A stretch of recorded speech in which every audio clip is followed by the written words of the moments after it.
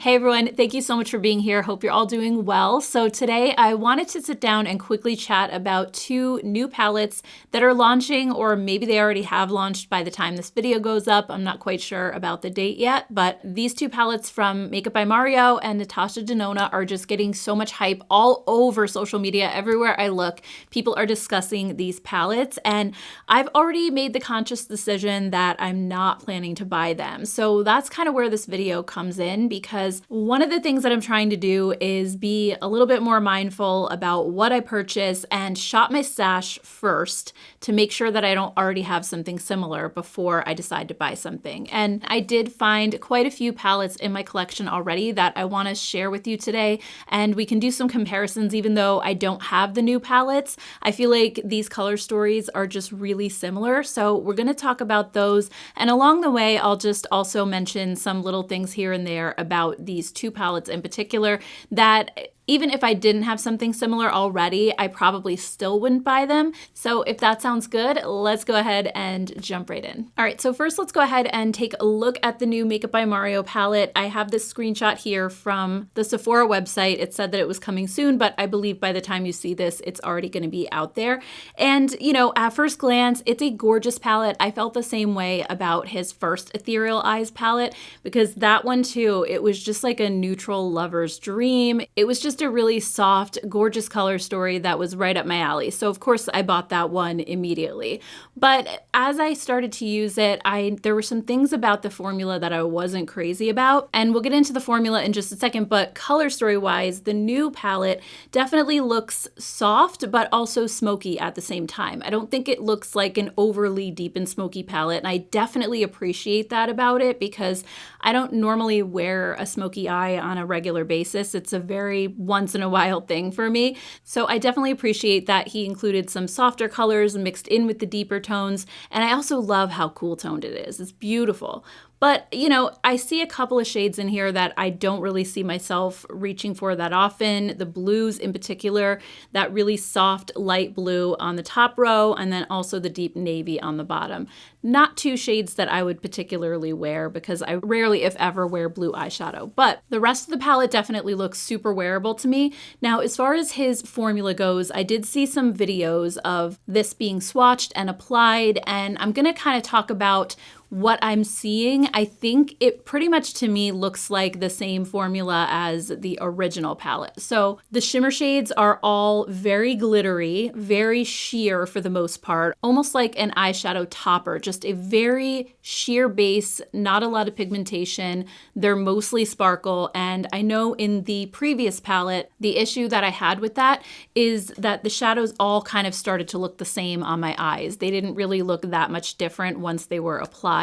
And also the matte shades, while they do look really soft and beautiful, and the ones in the original palette definitely were, they also had a ton of fallout. They're almost too soft. And so when I put them on my eyes, I found that, like I said, they had tons of fallout. They would almost like blend away. They didn't grip super well to my skin. So I felt like whenever I did looks with that palette, it faded on me really quickly. Not to mention the glitter would always end up all over my face, whether I used a glitter glue or not. So overall, even though I loved the color story of that original palette, I never reached for it because it just was a mess every time I tried to use it. However, I did see a video of Mario applying this to a model, and I think it just looks absolutely gorgeous. So if you're somebody who loves his formula and his palettes, I think you'll probably enjoy this one. But that being said, I do have some in my collection that I found to be extremely similar and that have a different formula that I personally prefer to the Mario formula. But again, that is really just gonna come down to personal preference at the end of the day. But also, even if you do enjoy his formula, if you feel like you have the same colors in your collection already, that might be another reason not to purchase the Ethereal Eyes Moonlight palette. I don't even know if I mentioned what it was called. So the first palette that came to mind immediately, and I did post this over on my community tab, so you all probably have seen that already. It's the Doll Squad 3 palette from Doll 10. So take a look at this. It really looks almost identical to the Makeup by Mario.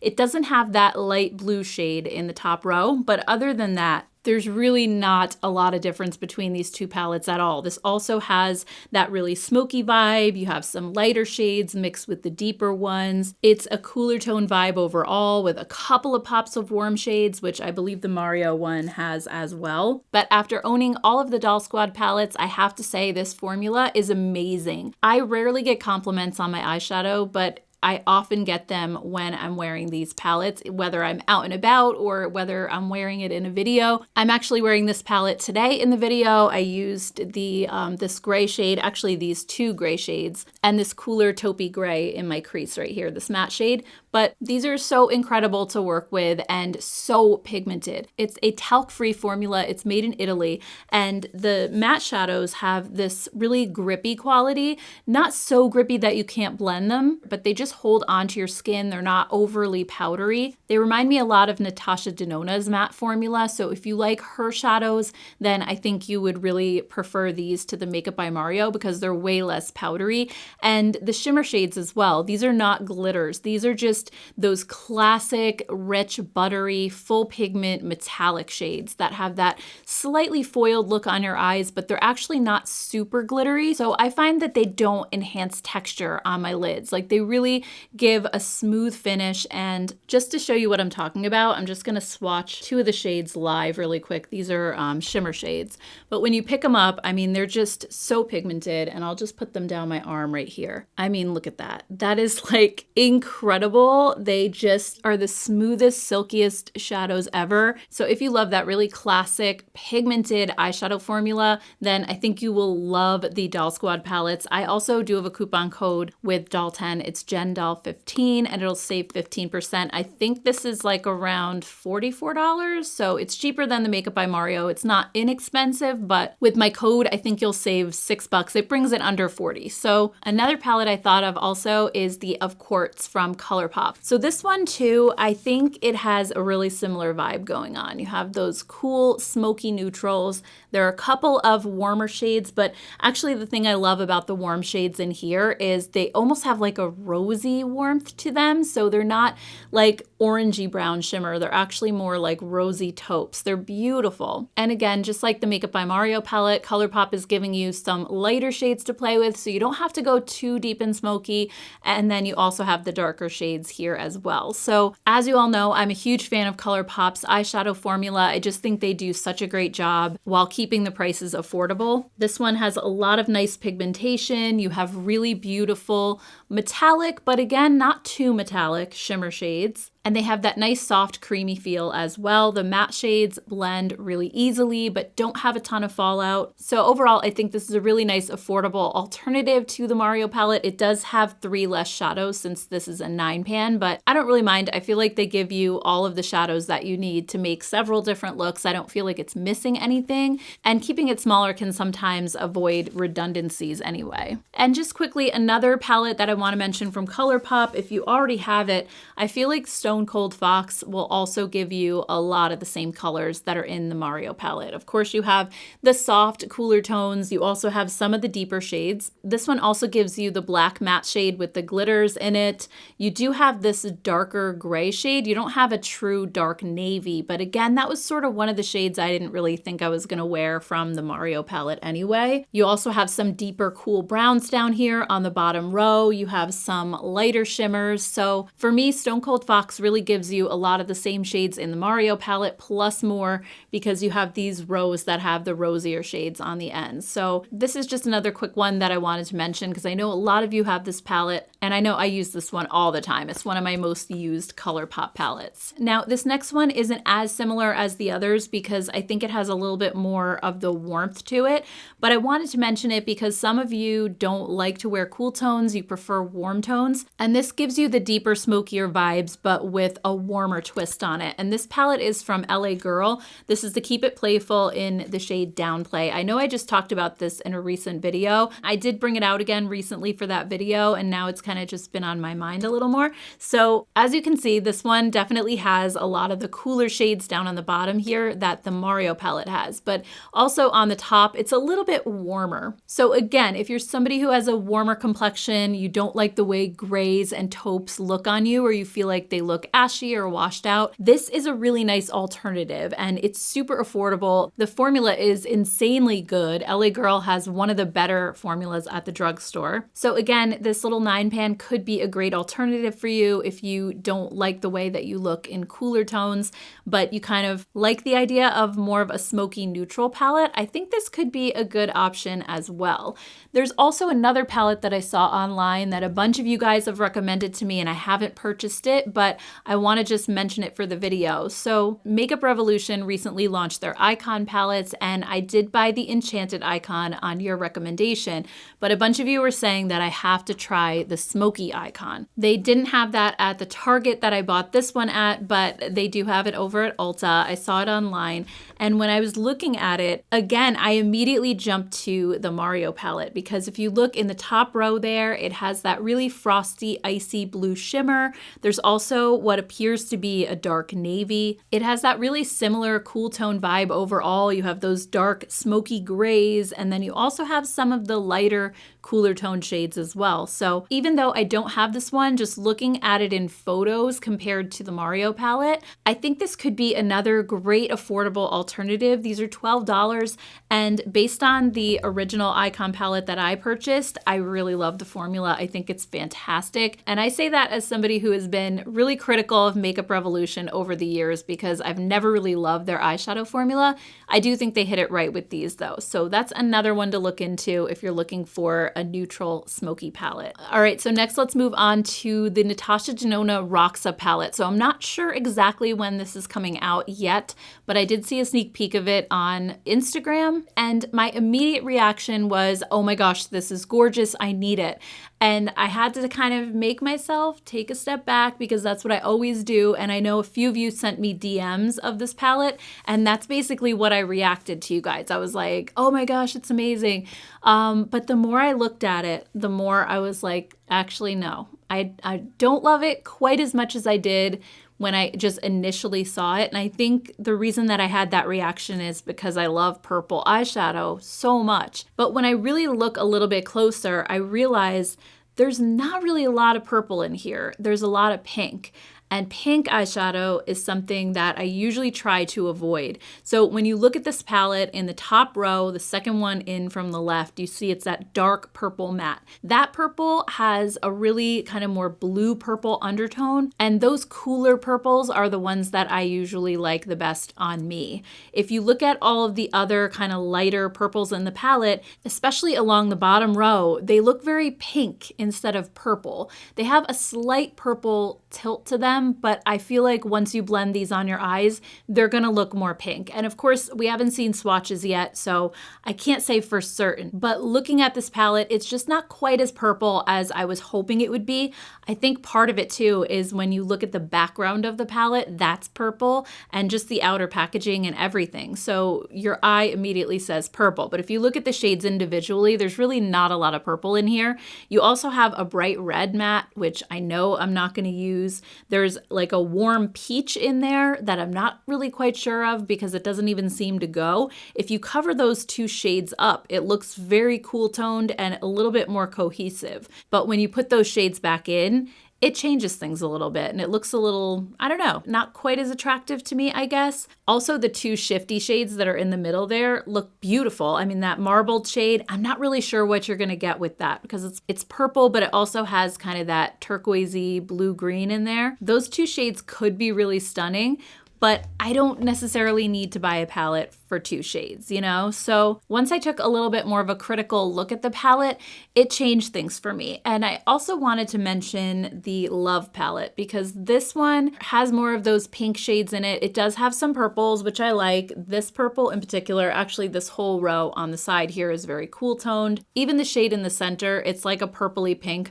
but it goes on pretty purple. So I do like that. But this palette also, you've got that random red shade in there. You have the warm peach. It's obviously not the same thing as the Roxa palette, so I'm not trying to say that it is, but with all the pinks that are in this palette, I know myself, and I know that I just don't reach for those type of colors very often.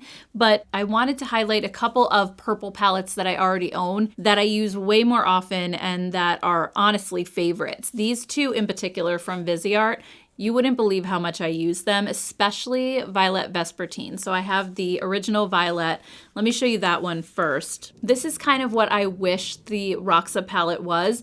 And if you look at them side by side, this one even has that icy light blue, like the Roxa palette appears to have. Again, I don't know, that one might be like a duochrome shade, so I can't compare them exactly. But I feel like this one has the vibes without all of that pink. You have some true purple shimmer shades in here. You do have the one pink shade, but I don't mind if it's just one. And the matte shades as well are just like those more blue, dusty purple undertones that are really cool, that aren't gonna pull pink on my eyes. And Viseart's formula is honestly one of my favorites. Nobody ever talks about this brand for some reason. They used to get a ton of hype back in the day, and maybe it's because they don't sell them at Sephora and Ulta, so influencers aren't really looking for them. I usually buy them on Beautylish, but they're absolutely phenomenal. And this other one, Violet Vespertine, which came out afterwards, is kind of just like a more subtle version of Violet. So if you don't like some of the brighter colors that are in that one, this one is just like super muted purples. And I actually brought this on every vacation with me. This came in my travel bag